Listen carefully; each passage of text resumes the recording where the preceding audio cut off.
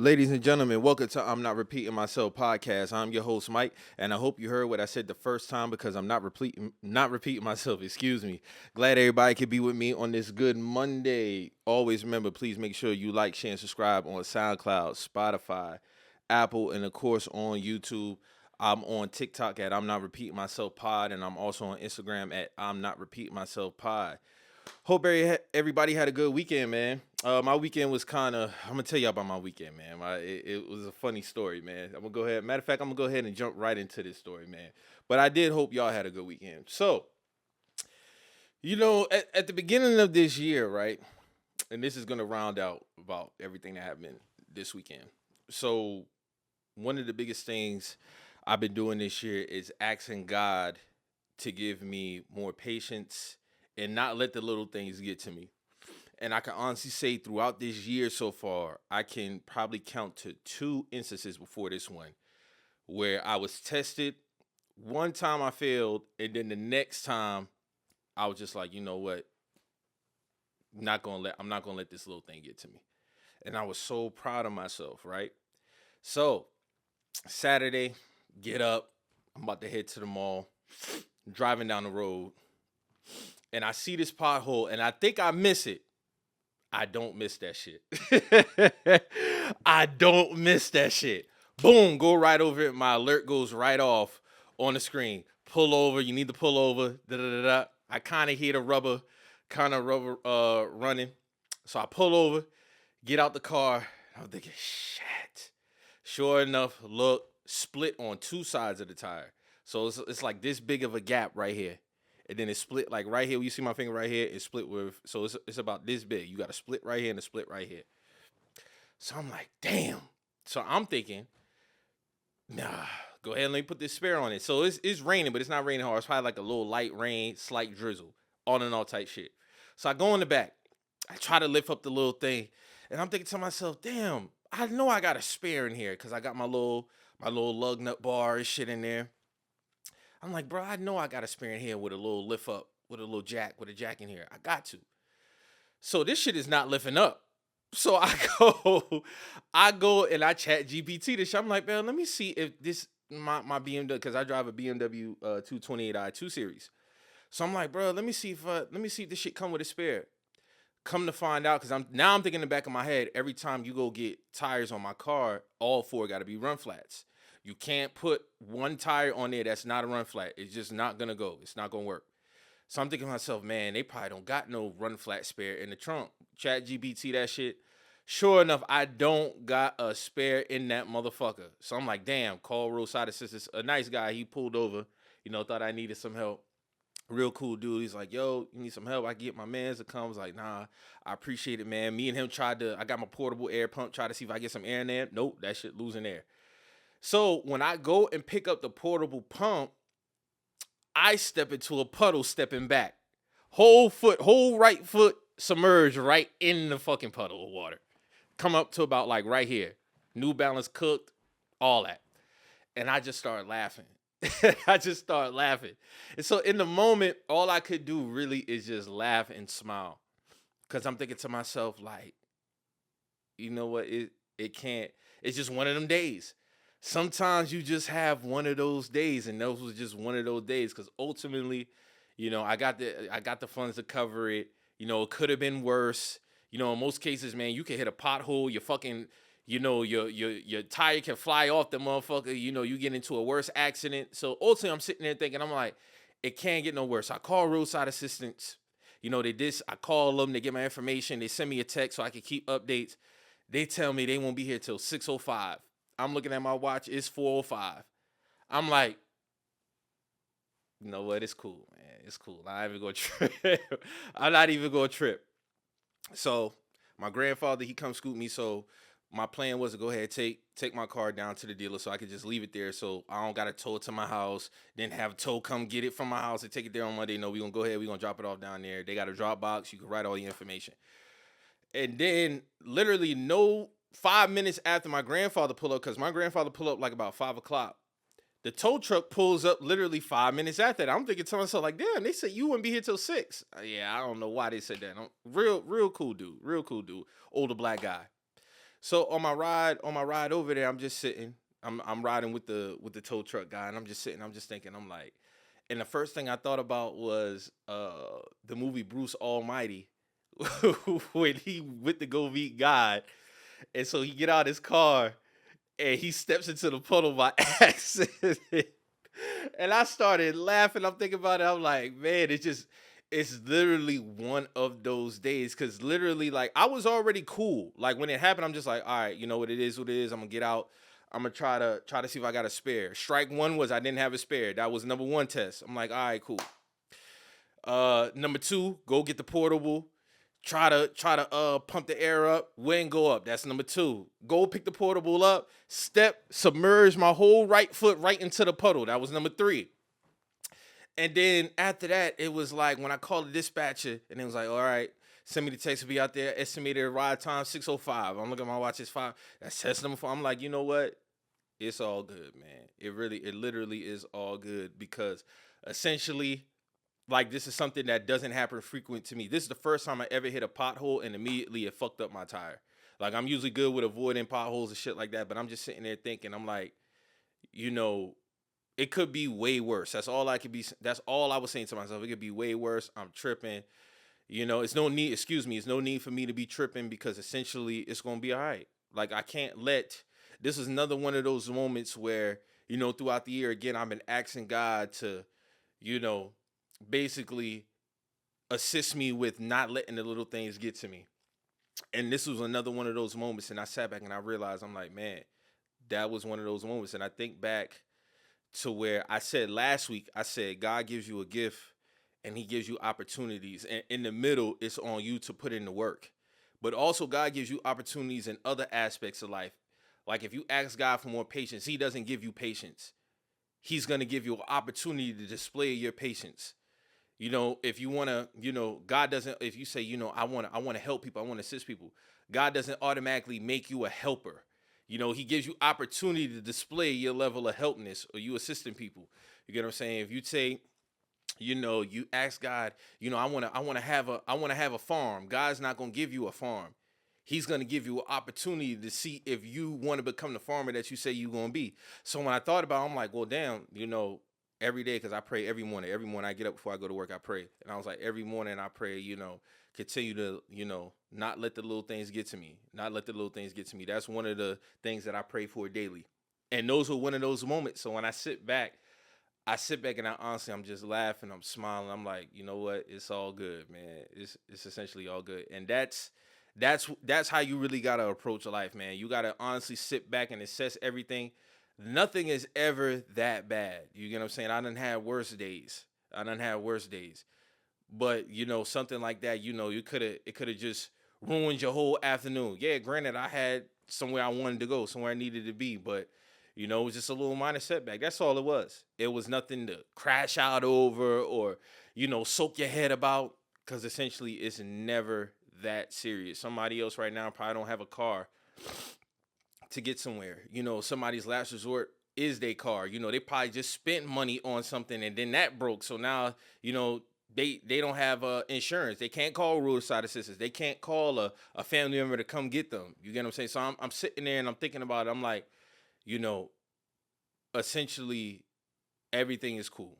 Everything is cool. So, of course, I'm not going to sit up here in front like I wanted that to happen. No, but those were one of those moments where, hey, God sometimes he puts those moments in your life where, okay, you say you want to, you want to get better with your patience and I pretty much overall, always had good patience. My issue was always, sometimes I'm feeling like, somebody trying to, be, get over on me, or I feel like this shouldn't happen, or this is not, something might break and I can't fix it. So I'm getting frustrated.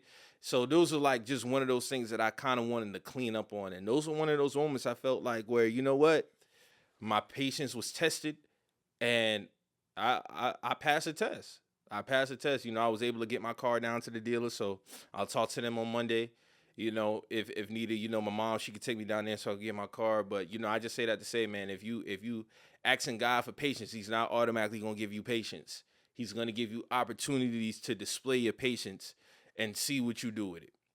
So that's what I wanted to start the show off with today, man. So, y'all just continue, man, to whatever it is that you praying God for, he's not automatically gonna give it to you. He's not automatically gonna give it to you. You can wake up any day and that opportunity might come to display it, whatever it may be. Whether you want to be a better cook, you want to be a football player, you want to be a basketball player, you want to be the best engineer, you want to be the best musician, you want to kill a gig, or you want to travel, whatever the case may be, whatever it is. He's going to give you the opportunity to display if you're going to do the thing that you say you're going to do. All right? So, you're going to go ahead and jump right into this shit, man. We had some big news drop on the TL this week. So, Drake, the Canadian, OVO. So, judge dismisses Drake's lawsuit against his label Universal Music Group over Not Like Us. A federal judge in New York dismissed Drake's defamation lawsuit against his own label, Universal Music Group, over Kendrick Lamar's diss track, Not Like Us, finding that the rapper's lyrics in the song are non-actionable opinion. Drake sued UMG, the label that distributes both his and Lamar's music in January, but nobody notably did not sue Lamar himself. The Canadian-born rapper instead blamed his label for the decision to publish, promote, exploit, and monetize Lamar's allegations against him. U.S. District Court Judge Jeanette Vargas dismissed the lawsuit Thursday, noting that despite containing, quote, lyrics explicitly accusing Drake of being a pedophile, the statements were still non-actionable opinion. Vargas found that the likely audience understood Lamar's track in the context of his feud with Drake, writing, the average listener is not under the impression that a diss track is a product of thoughtful or disinterested investigation, conveying to the public fact-check variable content. A spokesperson for UMG praised the dismissal and called the lawsuit an affront to all artists to their creative expression, adding that the company will look forward to continue our work successfully promoting Drake's music and investing in his career. So Drake's camp did speak out. A spokesperson confirmed that the rapper plans to challenge the decision. We intend to appeal today's ruling, and we look forward to the Court of Appeals reviewing it, the statement reads. Now, am I surprised at this dismissal? No, I'm not. I stood firm on it back in December actually, when the lawsuit first came down, when I said it made no sense. Throughout all, Drake has spent most of his career in the streaming era. So you're going to tell me if the label is conspiring against you to bring your value down, they're going to use Not Like Us to devalue you? First of all, again, like I said before, these records were all available on YouTube and Instagram when this battle was going on. They weren't automatically on streaming. So regardless of the fact, the records were all going to do what they were going to do regardless. That's number one. Number two, again, both of y'all niggas was mudslinging. You calling him a woman beater, he calling you and your team pedos. I get it. Somebody look at the other one as, worse than the other. Cool. But another big thing, Drake never took no hits. That's what I said then, and that's why I continue to say now. Like, I was right. He continued to not take hits. He had an R&B album with P&D that went platinum. Nokia was still doing this thing. He still had the collaboration with the NFL, with the OVO jackets. Like, Drake wasn't losing no deals. He just wasn't. His value wasn't being driven down. And that was one of the things that I spoke about the last time I spoke on this. So Lucian spoke out that I was interested to see how they was going to prove that he lost any value. I didn't see Drake lose any value. All this nigga ego was hurt. It was bruised from losing that battle. Because again, had Family Matters not got stepped on, we do not get a lawsuit. That's just a fact of the matter. If Family Matters does not get stepped on, we do not get a lawsuit. This whole lawsuit was a bad draw. It was a bad draw. You lost the battle, and then you lost the court process. So to me, this is a whole bunch of waste of time and resources. Honestly, I would have threw this motherfucker out back in December. Honestly, I would have, because it never held weight. It never held weight. Never did I think that Drake was a pedophile. Never did I think that Kendrick Lamar was a woman. Like, it was a rap battle. It was a rap battle, and when rap battles happen, niggas use certain things to essentially mudsling. That was Kendrick's angle. And again, because niggas keep forgetting this, Drake introduced that angle on Tailor Made. I don't know why that keeps getting lost in all of this. He introduced that angle, and Taylor Made is like, oh, heard he like, and he was being sarcastic, rapping in the Tupac AI voice. He's like, oh, heard it on, talk about him liking little girls, heard it on the Button podcast, must be true. You gave the nigga the ammo. You gave the nigga the ammo, Drake. You gave him the ammo to use, and the fact of the matter is his angle hit harder. He actually took your four on him because you had the back-to-back hit smash like you did against Meek Mill. It's the same thing, except you just didn't like it. And that's why I was saying on the last time I spoke about that, I'm not here to tell Drake how he's supposed to feel about the record. I'm not here to tell him how he's supposed to. He can feel however he want to feel about the record. But him going on with this legal process and suing, it was a bad look. It was a bad look. You don't get to participate in mudslinging in a rap battle and then you go sue thinking that your label is conspiring against you. Again, this is not 1995 where the radio is the only source to where we hear music. Everybody had access to these records. If these records would have lived on the internet, it would have broke whatever type, it would have did millions and millions of streams. All the records are definitely over. I'm talking about Tailor Made, Push Ups, Euphoria, 616 in LA, all of that. All of them would have did high millions. Not like us did what it did. The label didn't need to push it. The label did not need to push that record to devalue you. And when they say because I'm going to read the statement again, and the statement from Billboard, UMG said, from the outset, this suit was an affront to all artists and their creative expression and never should have seen the light of day. We're pleased with the court's dismissal and look forward to continuing our work successfully promoting Drake's music and investing in his career. So they essentially say, nigga, go ahead and get back in that fucking lab. We got work to do. Because at the end of the day, the label look at you as somebody who's either profitable or not. You're either profitable or you're not. So I know he already recouped on his 400M deal that he got like 2020, 2021. He recouped on that deal in about 2 years, I think. So I guess he was seeking a new deal. And now it just comes down to negotiation. Now, when you come down to negotiations, one side doesn't owe the other side anything. That's why you negotiate. So I always said, if Drake is seeking 600 to, I always felt like Drake should have went independent. I've always said this. I've always said Drake went independent, he'll change the fucking game. Because him going independent, it's not like people are not going to run to whatever link that he has to go purchase his music, do whatever. But you can also be successful with the label backing. Cool. You get your 400M up front, you recoup, do your thing.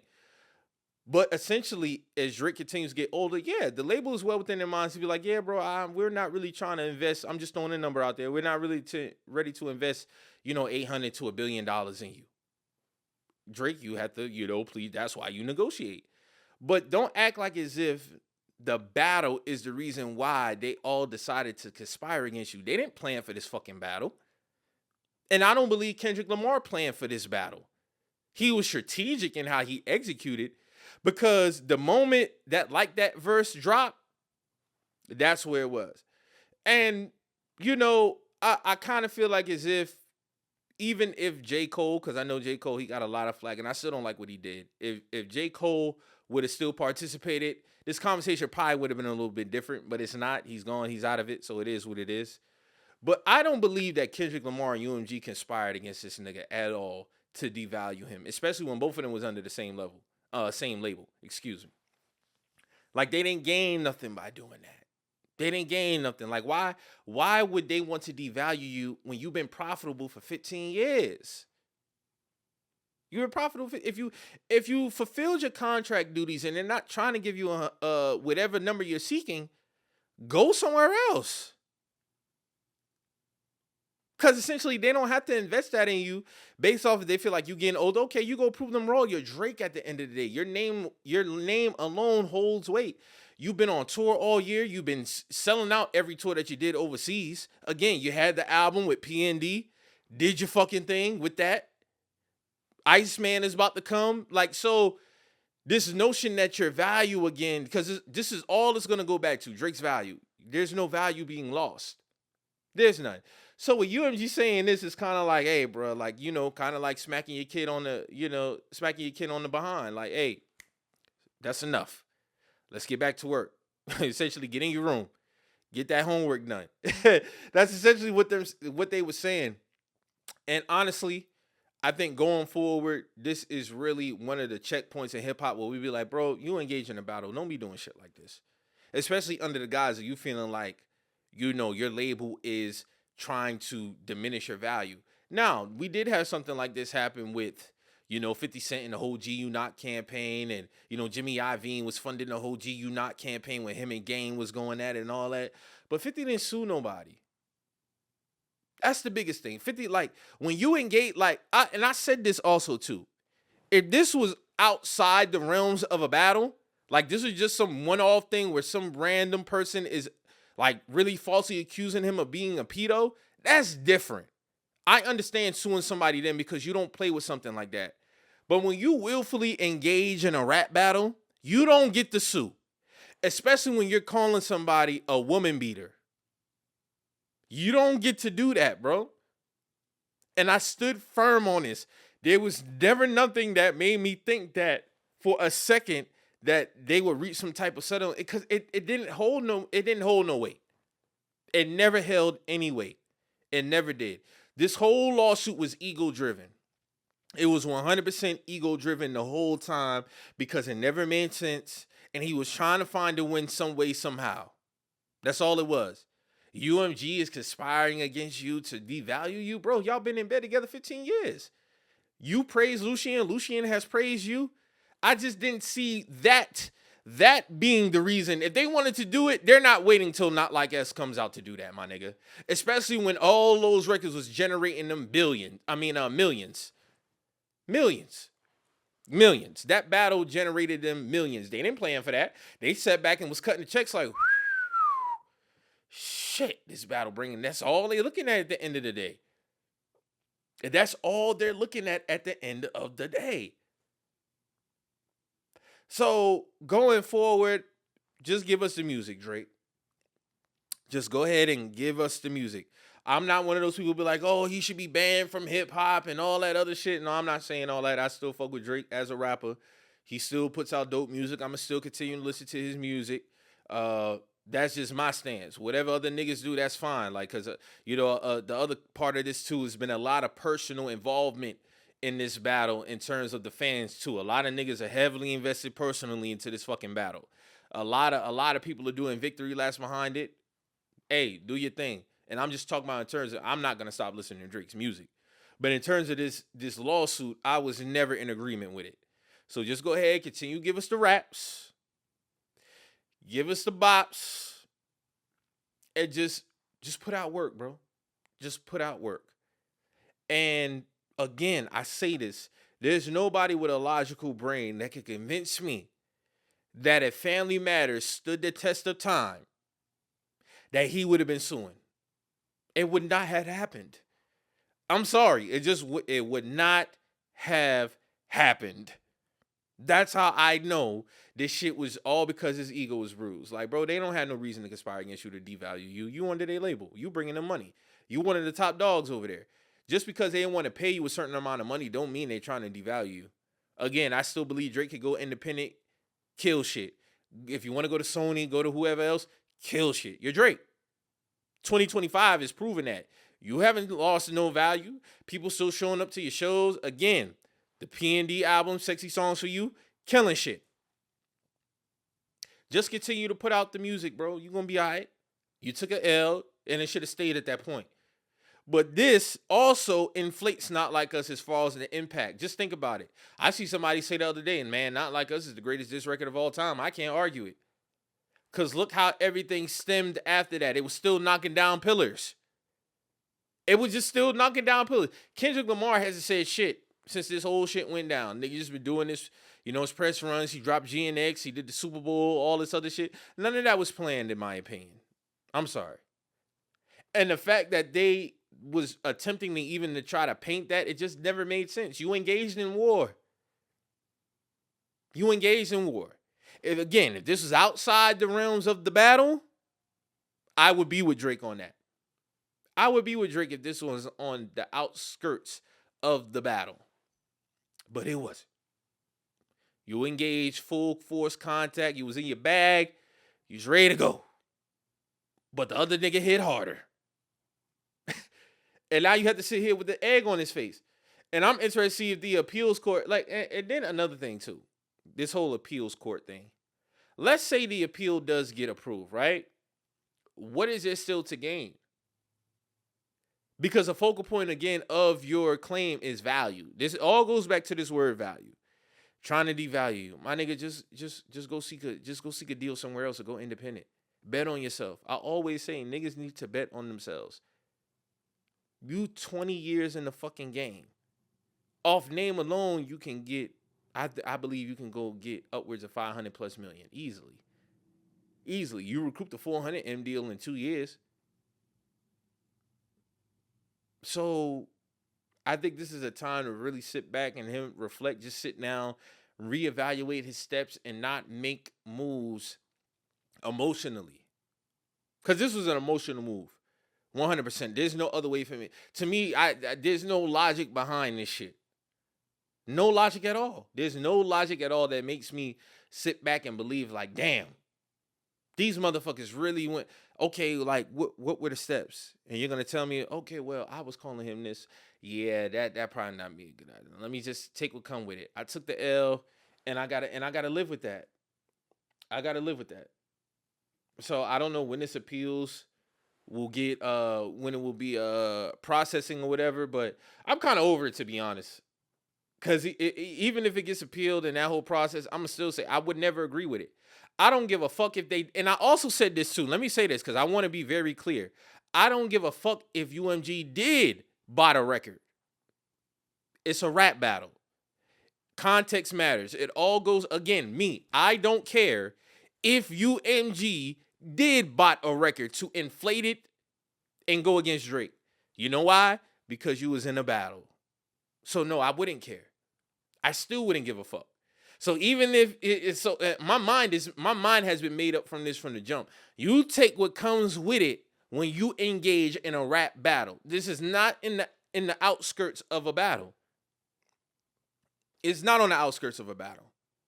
So even if UMG was botting the record, so what? Hey, I'm pretty sure you benefited from body records too, Drake. I'm sure you benefited from body records. And I really don't get into the whole body shit because I really don't give a fuck. That has become a very big cloud in a lot of these conversations. I try to avoid that cloud. I don't even want to stand under that motherfucker. I don't really care too much about this whole botting shit stream, whatever the case may be. You know, labels' job is to promote their artists. Whatever that may be, all right, cool. But I wouldn't give a fuck if they did, because you're gonna tell me they didn't bot Family Matters. They just chose to single this record out. If that's the case, again, if that's the case. But because you engage in battle, I don't give a fuck what the ramifications was. Because when you engage in battle, you always have to be prepared for any possibility to come back around. You always have to be ready for that. You always got to be prepared for your opponent to take it all the way left. And when it goes all the way left, it's no telling what other checkpoints it might hit. It might start exposing some other shit. You thought your red button was Family Matters, but Kendrick came with a bigger one. And nobody on this earth is going to convince me that this motherfucker was going to sue if Family Matters stood the test of time. It's not going to happen. Not going to happen. Real bad look. So that's pretty much all I got for that. You know, to me, it took longer than expected, in my opinion. I was throwing that motherfucker out immediately. So I don't know if they was really just wanting to, because I felt like this shit was dragged out. Remember, this lawsuit was filed in November, because it had to have been late November, somewhere around there, December. Because I immediately, and I spoke, because I spoke about it on my previous podcast in December.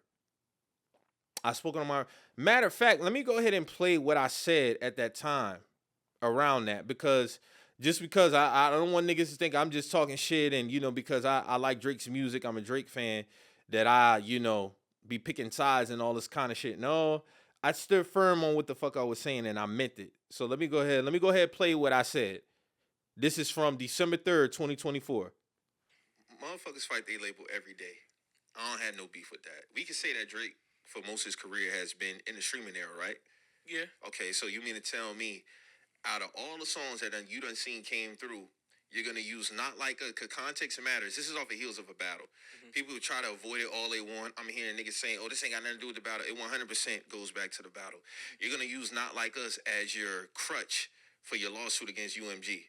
Again, I don't have no problem with people fighting their label. People fight their label every day. But for to paint it as if Not Like Us is the reason UMG would conspire against you, that does not make sense to me. When both of y'all was making them damn near non-figures during this beef alone. You get what I'm saying? Yeah. At the end of the day, Drake shouldn't be concerned about what Not Like Us is doing on the charts. This is not 1995 where the radio was only the source. We all have access to these records. Number one, both these records dropped on YouTube and Instagram first. When Drake and Kendrick was dropping their records, it was on IG and YouTube first. So what is us as the people doing? You was running to wherever the source was for the music. You get what I'm saying? It wouldn't matter if y'all dropped the link on your bio, myplayer.com, linktreetis.com. We was all going to listen to the record regardless. So you going to file a lawsuit because you're saying they boosted these numbers and make it seem like it was bigger than it was to possibly hold you back from getting a new deal because you made a recoup. I'm not buying that shit, bro. I'm not. All this stems from this man's ego being hurt that he lost. Because had Family Matters not got stepped on, we don't have no lawsuits, period. And that's just what it is. You coming off the heels of this, I wouldn't be worrying about what the fuck another diss record, keyword, this record, how it was performing on the charts. Take your L, Drake. Take your L, brother. It's cool. It's all right. You're going to be all right. You're going to be all right. So, moving on. And hopefully Iceman comes soon, man, because I've been waiting. I've been waiting on Iceman. It's been a while. It's been a while since we had the last Iceman EP, so I'm interested to see how that's going to go. So, moving on. Rolling Stone dropped the 250 greatest songs of the 21st century so far. I wanted to speak on this because I seen it last week. So let me see. 25 years of classic hits from all over the musical map and corner on the globe. So I see that Missy Elliott came in at number 1 for Get Your Freak On, which I was kind of shocked. But I wanna name some of the notables. I'm gonna start at 50 because I'm damn sure not going through all these. So Maxwell came in at 49 for Pretty Wings. That's a fire record. MIA with Paper Planes. I remember that. That was a big single. Lil Uzi Vert, EXO Tour Life 3 came in at 47. Migos, Bad and Bougie, 44. Okay. Drake, Hold On, We're Going Home came in at 43. All right. 39, Eminem, Lose Yourself. That was a big record, especially around that movie for 8 Mile. What's going on? Some of these is going to be like rap, country, and all that. I don't listen. I'm focused on R&B. Also, Beyonce came in at 32 for Formation. The women definitely was going crazy over that record when that dropped. I remember that. That was a big time record, man. Usher, Confessions Part 230. I'm surprised that's not a little higher, but 30 out of 250. That I guess you could say that's doable. That's doable. Confessions Part 2, banger. UGK featuring Outkast International Players Anthem, 29. That's a great spot. Shout out to Rap, man. Rihanna featuring Calvin Harris, We Found Love. That was a major hit. Jay-Z, 99 Problems, 25. Okay. D'Angelo, How Does It Feel, 24. Big record. The video, I gotta speak of the video. The women love that. All right, so we getting into the 20s. Steve Lacy, Bad Habit. All right. Oh, it's a little higher than I expected. Adele, Someone Like You, 19. Not surprised. Billie Eilish, Bad Guy, 18. Drake, Hotline Bling, 17. That was a big record for views. That came out 2015, but it ended up being on views. Hotline Bling is arguably his biggest record. Mariah Carey, We Belong Together, 16. Now, to me, that's a little low. That whole album that she came out with, 2005, The Emancipation of Mimi, that album is arguably one of the greatest albums of all time, and that was off a hiatus. Like, Mariah Carey really killed with that fucking album. Hit after hit on that motherfucker. 15, Bombs Over Baghdad, Outkast. Yes, major record. Snooze by SZA at 13, that's too high. That's too high. Number 10, Frank Ocean, Thinking About You. I do have a thing of getting on Frank Ocean for kind of being, inconsistent, but I will never front on that record right there, let alone that album. Channel Orange is one of the greatest albums I've ever heard. Thinking About You is Frank Ocean's best song, so it coming in at 10, not mad at that. Britney Spears, Toxic, number 9. I remember as a kid, the girls in my classroom would listen. That song did numbers on MTV, VH1. Toxic was a crazy record. Not surprised at that placement. Kendrick Lamar, 7. All right, way too high. I love that record. By Kendrick, but number 7, nah, that's way too high. Way too high. Coming in at 3, Beyonce, Jay-Z, Crazy in Love, number 3. I guess I get it. Number 2, yeah, Maps. I don't know who that is. And Missy Elliott, number 1, Get Your Freak On. Now, Get Your Freak On is a big record, but I don't think that's Missy's biggest. I don't think that's Missy's like best song. Like, I think Hot Boys is probably Missy's biggest record, because that actually set the record for longest charting rap song on the Billboard, if I'm not mistaken. Yeah, Hot Boys came out in spending 18 weeks at number 1 on the Hot Rap Singles from December 4th, 1999 to March 25th, 2000. Yeah, that song went crazy when it first dropped. On February 4, 2000, the song was certified platinum by the Record Industry Association of America. Yeah, that was one of her biggest records ever, if not her biggest single. But Get Your Freak On, it was a dope video, but I don't think I would have put it number 1. I would put We Belong Together by Mariah Carey in the top 5. I would drop Kendrick Lamar's All Right down from 7 and probably put We Belong Together at that spot. Kendrick Lamar, I'd probably put All Right probably in the top 25. I wouldn't have it at 7, though. Number 1, I would probably put We Belong Together up there, probably at the number 1 or number 2 spot. Because just again, when that album came out, that record was just crazy. I'll put Confessions in the top 5. I will definitely put Confessions at the top 5. I'm not mad at Crazy in Love being at number 3. That record was just a smash hit. I'm not even mad at Crazy in Love being at number 3. But I would probably put I honestly would probably put We Belong Together at the 1 spot. I'll put Get Your Freak On. I'll move it down probably like 6. I'll put Confessions up probably at number 4 or 5. I probably have to think about it a little bit more. Again, salute to Missy for getting the number 1 spot on this list, but I can't say that I will put it number 1. Shout out to them for trying to put a list together like that. But I'm gonna move some more records up. I'm definitely gonna move some more records up for sure. And I'm surprised Kanye don't got. He's probably a little bit lower. Man, I'm putting through the wire in the top 10. Honestly, I'm putting through the wire in the top 10. Like, that record was crazy, just from the concept, the way it was a smash. It was a smash. Like, for a new artist to come out and then come out with that record like that. Yeah. So again, salute to Missy, man. And I hope Missy is still doing well out here. I know she's doing her thing. She don't really make records no more, but I hope she's enjoying the fruits of her labor. Staying out here doing her thing, man. So, next up, we had an announcement from Verzuz. So, Verzuz will be having Cash Money versus No Limit at complexcon in Vegas on... When will that happen? Let me see.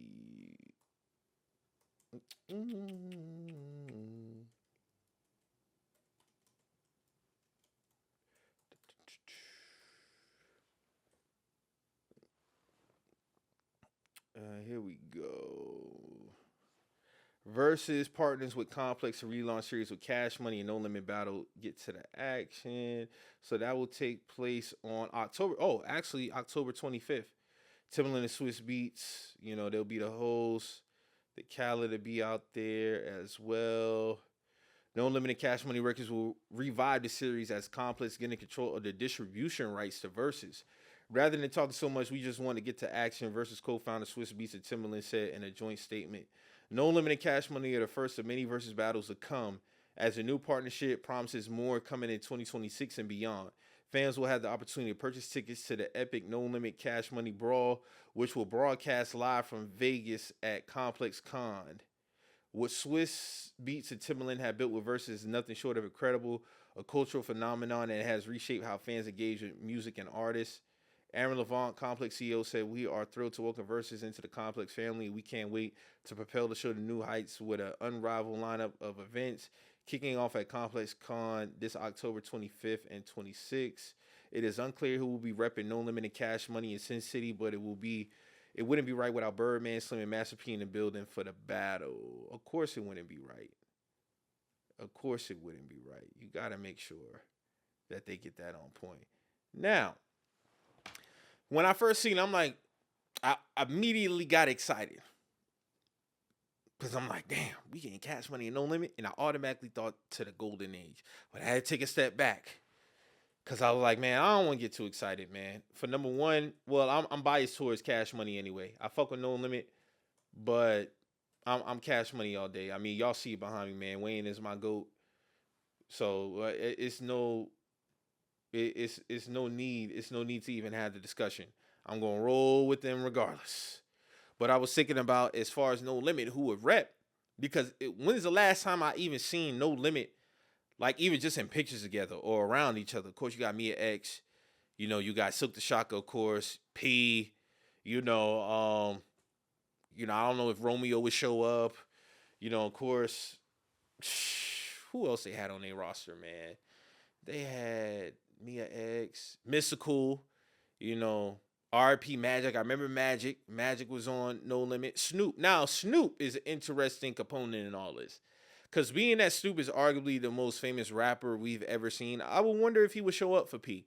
That's what I want to know. I would be interested to see if Snoop Dogg shows up for Master P at this Versus.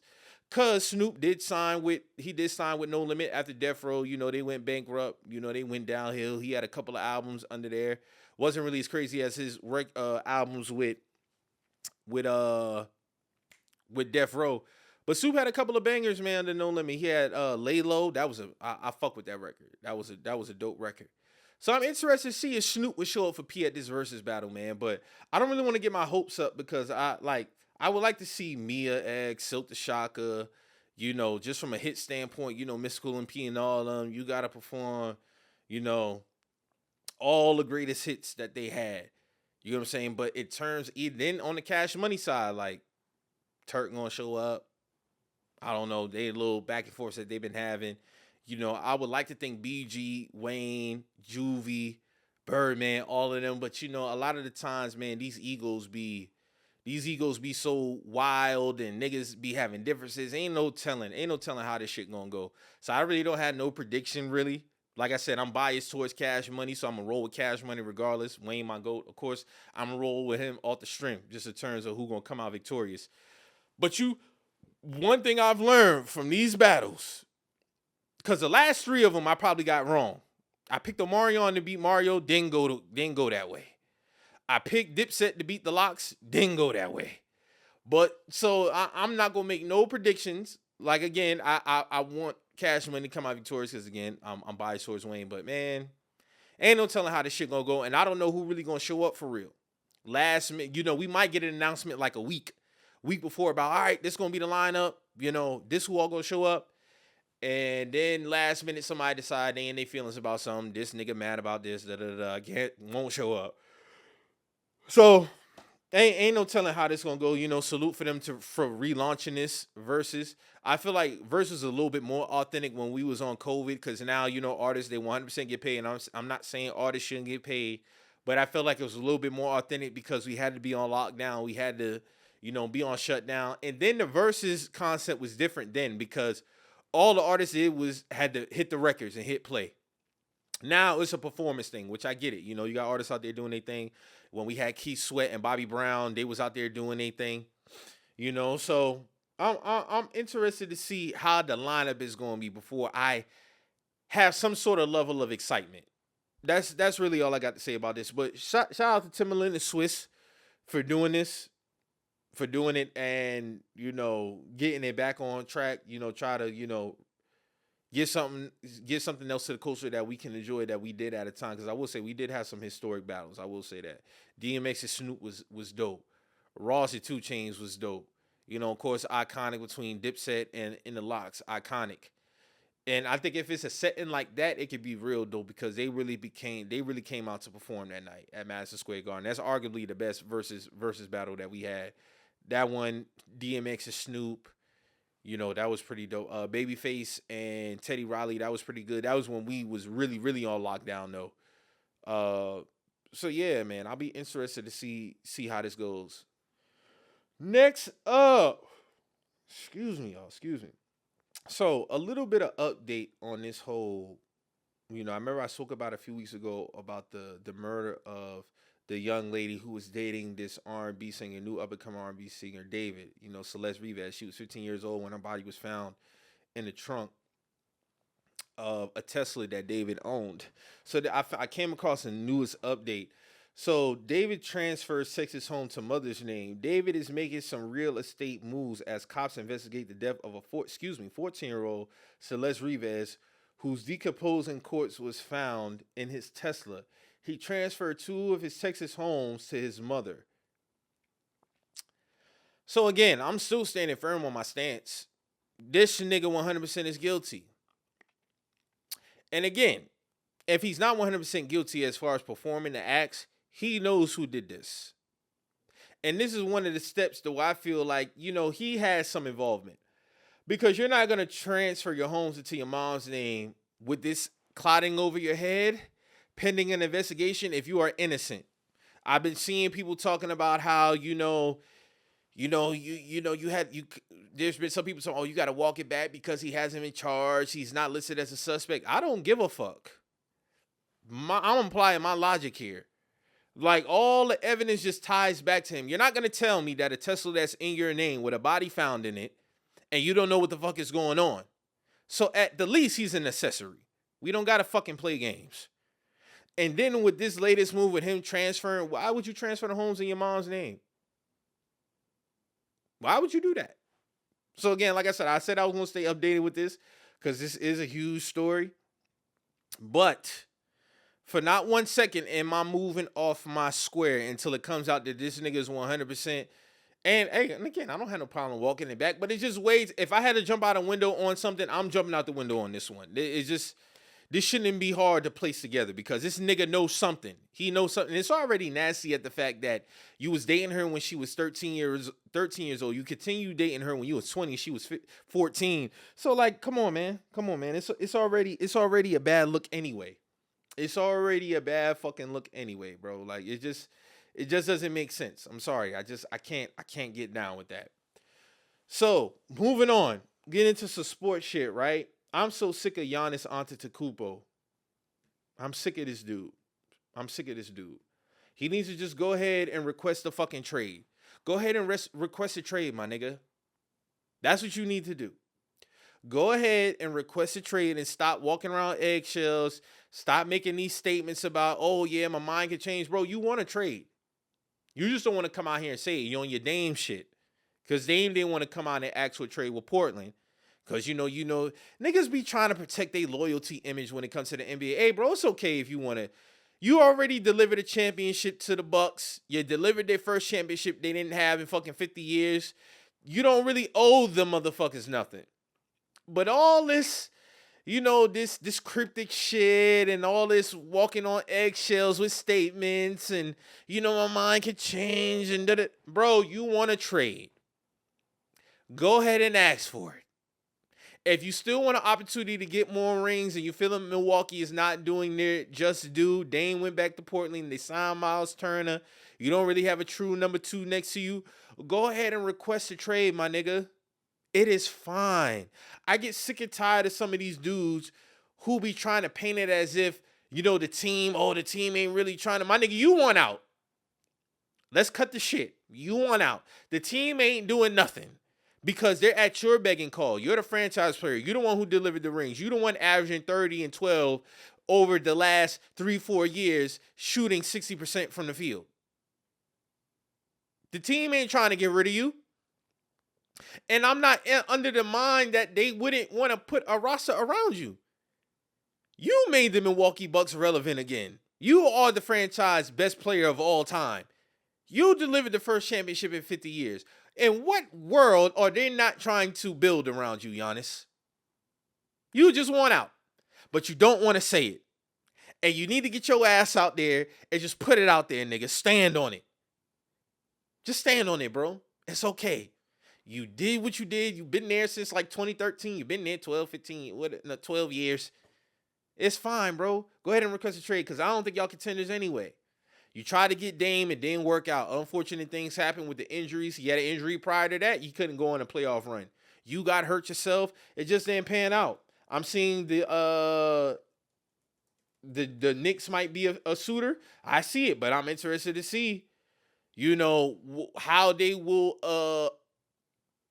how will they address it as far as the roster? Because all this gut in the roster shit, it's a risk. It's a risk. You want to keep some of them key components. I know the Knicks, of course, are going to make Brunson untouchable. But if I'm the Knicks, I'll try to finesse the Bucks. I'm not even going to hold you. With Brunson, I'm going to read what I read in this one article. Knicks made Brunson untouchable in Giannis trade talks. When the Knicks and Bucks discussed the possibility of Giannis trade in August, New York Knicks made Jalen Brunson untouchable. Of course, things could change. You got the trade deadline, I think, is in January. With Brunson off limits and Mikal Bridges not eligible to be moved at the time due to his recently signed extension, it stands to reason that Karl Anthony Towns, OG Anunoby, and Mitchell Robinson were likely among the players discussed on the two sides. Shams reported earlier this week that the Knicks and Bucks spoke about Giannis over the summer after the star forward expressed some concerns about his team championship upside. It conveyed New York would be the only team he'd be interested in if he were to leave Milwaukee. Let me see how long his contract is to put this in full circle. Because this is ridiculous. I'm sick of this nigga. I'm legit sick of this nigga walking around on eggshells with this fucking contract shit, my nigga. So Giannis' contract is up in 2028. No, actually, 2028. He'll be an unrestricted free agent. He's 31 years old now. Yeah, he's still in his prime, in my opinion. I don't see him sliding in. I've said this, honestly, this last 3 years have been better than Giannis MVP years 2019 and 2020. I stand on that. These last 3 years he's been putting up, smashing his MVP years. So if Mikal Bridges can't be moved, he would have been the first off the fucking books because I wouldn't have kept that nigga. I would have moved Mikal Bridges, OG, and Mitchell Robinson. They probably would have wanted Karl. You probably want to move Karl because Giannis plays the 4. So I would try to either give up. I would have gave up Mikal Bridges, Cat, and Mitchell Robinson. I would have tried to keep OG, but they probably would have wanted OG, and just round out the roster around that. Got to keep Hart. Try to keep other guys. But a pairing of Giannis and Brunson, I like that. I really do like that. The Knicks got to the ECF last year. Of course, they lost in 6 to the Pacers. The Pacers are going to be down this year because of Tyrese Halliburton. He tore his Achilles in Game 7 of the finals. So if I'm the Knicks, I'll take advantage of this. If they want him, you can't move Mikal Bridges. So if they want to touch Karl Anthony Towns, OG, and Mitchell, do it. Get it done. Knicks ain't seen the finals floor since 2000. So if you want to go all in, go ahead and go all in, man, and try to round out your roster the best way as possible. But, gutting the roster to make these moves over the last 3-4 years haven't been proven to be a good option. So I wouldn't be upset if the Knicks had said, we cool on that, because we all seen with teams, they traded for stars, gut their roster, and shit don't pan out. The Suns tried it. The Bucks tried it with Dame. It didn't work out. It's all about, homegrown with it. Thunder won the championship last year. Year before that, it was the Celtics, they finally got it done with Tatum and Brown. Year before that, the Nuggets won it. 2022, the Warriors won it. 2021, the Bucks won it. In 2020, the Lakers won it. So when you look at those teams, ain't really No super team for real that got it done. So I'll be interested to see how this pans out. But Giannis, just ask for the fucking trade, my nigga. Goddamn, enough is enough. Just ask for the trade, big dog. It's okay. It's cool. It is cool. There's nothing wrong with asking for a trade, my nigga. So moving on, and also, preseason basketball is underway. I'll probably give my predictions on the season probably next week. But preseason basketball is underway. I did notice that. So moving on, I want to talk about Jalen Hurts and the Eagles real quick. Sean, my nigga Mari, he Eagles fan. This nigga be getting his feelings sometimes when I be critiquing when I be critiquing the Eagles. But I just wanted to bring up this stat real quick because, again, I'm the guy who rated Jalen Hurts 6th quarterback coming into the season. But I found this stat interesting. Jalen Hurts targeting wide receivers over 10 yards downfield. 10 of 28, 35% completion rate. That ranks 35th in completion rate and 30th in accuracy. That's kind of insane, bro. And of course, we all seen the conversations lately between A.J. Brown and, Devontae Smith. Devontae Smith spoke up in support of A.J. Brown as far as the offense, how the offense got to be better. Now, they coming off a 2-game slide. They just lost to the Broncos at home. Then they went on the road Thursday night against the Giants, and they fell to the Giants. Now, I wouldn't really be on Jalen Hurts because I don't judge the win-loss outcome. I judge the performance. He had a terrible game. And he didn't have a good game versus the Broncos, but he had a terrible game against the Giants. Missing throws downfield, wide open, Devontae Smith for a touchdown. Missing some reads to A.J. Brown. On the interception that he threw, A.J. Brown, if he was a little bit more patient, was wide open across the middle. Wide open. The safety was too busy looking at the wide receiver running an out route coming down in the box. But do I think it's time for the Eagles to panic? No, I wouldn't say that. But at the same time, too, they got to get on the same page and get on the same page quickly. And if A.J. Brown is not going to be the focal point, I'm not upset at A.J. Brown, having gripes with not getting the ball. Every wide receiver wants to get the ball. And of course, you love to see your team win, but you want to contribute to the wins as well. So I do see a situation to where they could entertain possibly a trading scenario for A.J. Brown. I think the Bills would be the perfect situation for A.J. Brown. Perfect situation. You go ahead, Josh Allen get his big target, and you kind of get that whole distraction shit, going on because, AJ, he's cryptic as well. And I'll never agree with, how AJ Brown handles some of the things or some of his gripes as far as being cryptic on social media. Dog, if you got an issue with your quarterback, go ahead and have that one-on-one conversation. Y'all niggas don't win a Super Bowl together. Y'all can have a sit down and have a conversation. But do I think it's time for the Eagles to panic? I wouldn't say that, but at the same time, too, Jalen Hurts got to tighten up. He do got to tighten up, bro. Like this. Again, if the Eagles are losing this game and he balling out, I got no issues with him. But I always say I judge the performance, and some of them throws are uncharacteristic for a guy that I had ranked 6th. And it kind of continues to push to the narrative. So I'd be interested to see how that goes because yeah, dog, that was a stinker. So moving on to some college football news. My nose ain't shit, bro. These niggas tricked me, bro. I'm going to go ahead and get that out the way. We lost to Pitt 34-31 at home. We was ranked 25th. We will be unranked for the rest of the season. I really don't give a fuck no more. We did have a couple of upsets. I want to shout out to the Indiana Hoosiers. Now, I had these niggas winning the playoff game last year. I forgot who did they lose to? Who the fuck did Indiana lose to? I can't remember who them niggas lost to. But they went on the road against Oregon. And you already know me. I always say Oregon are imaginary players, man. I never believed in Oregon since the Joy Harrington days. They just continuously have this cloud over them as far as just being fake imaginary players. And, it's never changed. These niggas can't win the big games, bro. That's just what it is. Indiana went into Oregon and handled business 30-20. These niggas ran all over them. They was able to get a couple of turnovers, generate some turnovers. Shout out to Indiana. These niggas, I think they're worthy of being ranked at the minimum number 3. Oregon was ranked 3. They was ranked 7, so they deserve to take their spot. They shout out to Mendoza. He was 20-31, 215, a TD, a pick. Roman Hemby, he had 2 touchdowns on the ground. They was able to generate some turnovers. They had their quarterback throw 2. Dante Moore threw 2 interceptions. So hey man, I gotta salute Indiana, man. A lot of people had them losing this game. They outgained Oregon. They had 343 yards to Oregon's 267. That's uncharacteristic for Oregon to come out and just put up 200 yards of offense. So again, salute to Indiana for handling business. I'm interested to see how they rise up, because the Big Ten, they might have that. They might have that under wraps. We had another upset, with the big rivalry between Oklahoma and Texas. Texas handled business. I think that was 22, 23-6.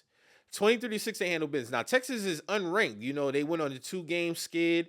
Oklahoma, they came into the game undefeated. They're now 5-1. John Mateer, I don't think he should have played. He was coming off some surgery on his thumb.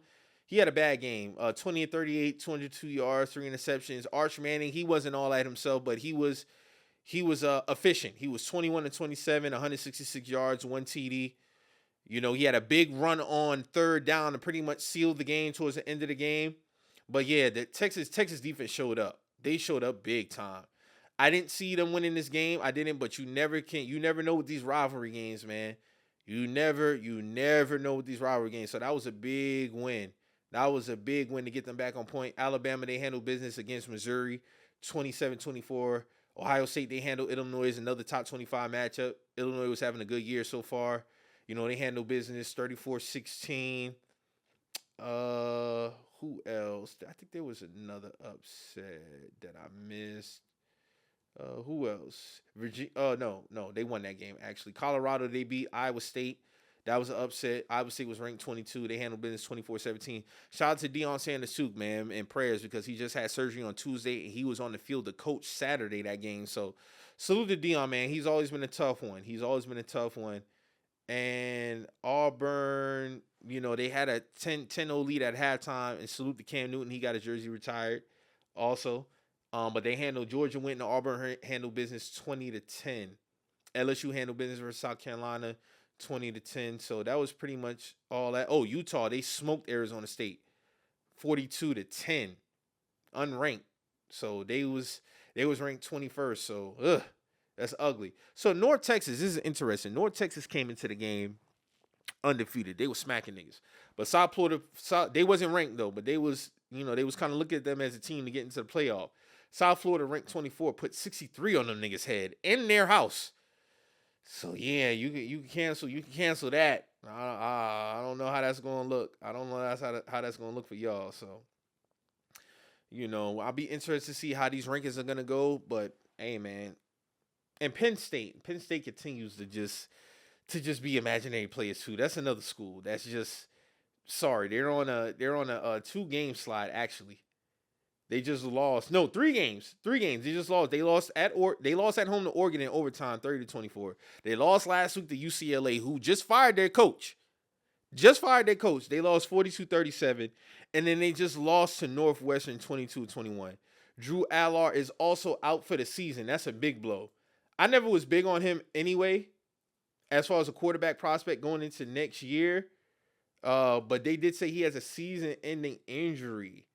They didn't say what the injury was. Penn State quarterback Drew Allard is out for the season after suffering an injury late in his team's 22-21 loss to Northwestern. Coach James Franklin announced after the game, Allard took a hard hit on the fourth quarter scramble that had to be helped off the field by training staff. Yeah, but he said it right after the post game. Let me play this to see what the injury looked like. Yeah, I'm playing this right now to see what it looked like. So it looked like he took a hit up top. Yeah, it looked like he took a hit up top, looking around his shoulders or something like that. So, yeah, we'll see. I don't know how that's going to impact his draft status. But, yeah, man, I'll be interested to see how this goes. Man. So, that's pretty much all I got, man. Again, thank y'all for tapping in with me. Continue to please pursue your goals, chase your goals, get your ass in that gym. Please get your ass in that gym. Don't let the little things get to you. Like I said at the top of the show, man, God gives you opportunities to display the things that you asking him for. Again, if you ask for patience, he's not going to automatically give you patience. He's going to give you opportunities to display that. If you want to be better in your relationship, he's not going to automatically make your relationship better. He's going to give you opportunities to make your relationship better. If you're chasing a goal and you want to become a better cook, a better musician, whatever the case may be, he's going to present opportunities to be better in whatever it is that you're pursuing. So please make sure you're disciplined in all aspects of chasing your dreams and your goals because, again, God gives you a gift. and he gives you opportunities. And in the middle, it's on you to put in the work. And please get your ass in that gym. And that's pretty much all I got, man. Ultimately, please be safe. So like I say every week, man, this is I'm Not Repeating Myself podcast. I'm your host, Mike, and I hope you heard what I said the first time because I'm not repeating myself. I'm out.